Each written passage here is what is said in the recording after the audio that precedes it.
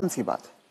तो अब जो आदमी 75 का हो गया, उसने खुद अपनी लंबी उम्र की तैयारी ही नहीं करी, और जब उसने कोई तैयारी खुद नहीं करी है तो उसका परिवार या उसके समाज उनको कैसे तैयारी, वो कैसे तैयारी करेंगे? तो आपका ये कहने का मतलब है कि पहले तो शायद वो 60 साल तक जीता तो बहुत बड़ी बात थी, तो जब तक वो कमा रहा था वो जी रहा था, अब वो 80 साल तक जी रहा है। तो इसके जो परिणाम है वो भी इकोनॉमिक एंगल मुझे समझाइए।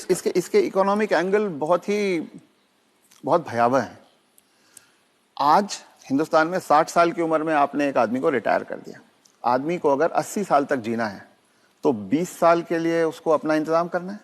उसकी पत्नी 10 साल छोटी है तो 30 साल के लिए पत्नी के लिए इंतजाम करना है। औरतें आमतौर पे 5 से 7 साल ज्यादा जीती हैं, तो 35 साल के लिए उसे अपनी पत्नी के लिए फाइनेंशियल इंतजाम करना है और 20 साल के लिए खुद के लिए इंतजाम करना है। आज के इन्फ्लेशन में, आज की महंगाई में कितना भी पैसा आप एक जगह रख दीजिए, क्या वो 35 साल तक खींच सकता है? ये प्रैक्टिकल नहीं है। और जैसे जैसे उम्र बढ़ती जाती है उनके बच्चों की उम्र भी बढ़ रही है जी। जो आज 70-75 का होगा, बच्चे भी तो 50-55 के हो रहे होंगे। वो अपना बुढ़ापा देखेंगे, वो अपनी लड़की की शादी देखेंगे, वो अपने मकान की किस्त चुकाएंगे। तो जो पीढ़ियों के बीच की जो दूरियां हैं वो बढ़ती जाती हैं। ये इकोनॉमिक वजह से बढ़ रही है। इकोनॉमिक वजह से बढ़ रही हैं। तो अब वो जो कॉन्सेप्ट है कि 60 साल की उम्र में हम रिटायर हो जाएं, उससे बाहर निकलना होगा।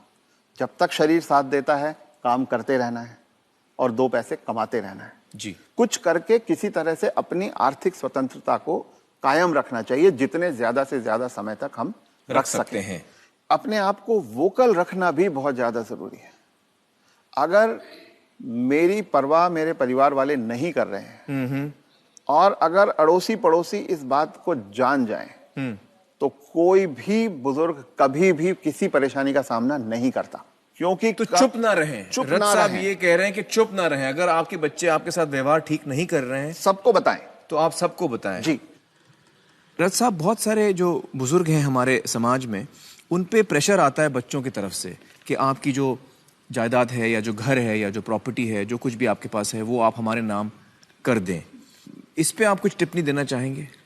पहला ये कि किसी भी हालत में आपके पास जो भी धन संपदा है, जो भी आपके पास आर्थिक साधन है, वो जब तक आप और आपकी पत्नी जीवित हैं किसी और के हाथ नहीं जाना चाहिए। कितना भी प्यार करते किसी के नाम पे नहीं जाना किसी चाहिए। बच्चे, किसी बहू, किसी पोते, किसी के नाम पे ना जाए, कितना भी आप प्यार करते हो। क्योंकि जब तक अगली पीढ़ी को पिछली पीढ़ी का सामान कुछ मिलता नहीं है तब तक वो उनकी इज्जत करते रहते हैं। वो हाथ पांव भी दबाएंगे, वो अस्पताल भी ले जाएंगे, वो दवा दारू भी करेंगे।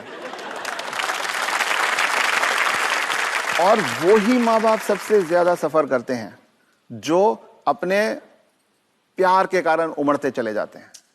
मेरा बेटा, मेरी बेटी, मेरी बहू, मेरा पोता, जो ये मेरा मेरा करना जिसने शुरू किया, बस वहीं से उनके दुर्गति के दिन शुरू हो जाते हैं। इसलिए सबको ये ध्यान रखना चाहिए कि कुछ भी हो जाए, कोई प्रलोभन आए, कोई इमोशनल ब्लैकमेल हो, कुछ हो, उन्हें अपने पास अपनी चीज को रखना चाहिए। अपने बच्चों से शेयर करें तो अपनी मन की खुशी को शेयर करें, अपने पैसे को शेयर ना करें। जी।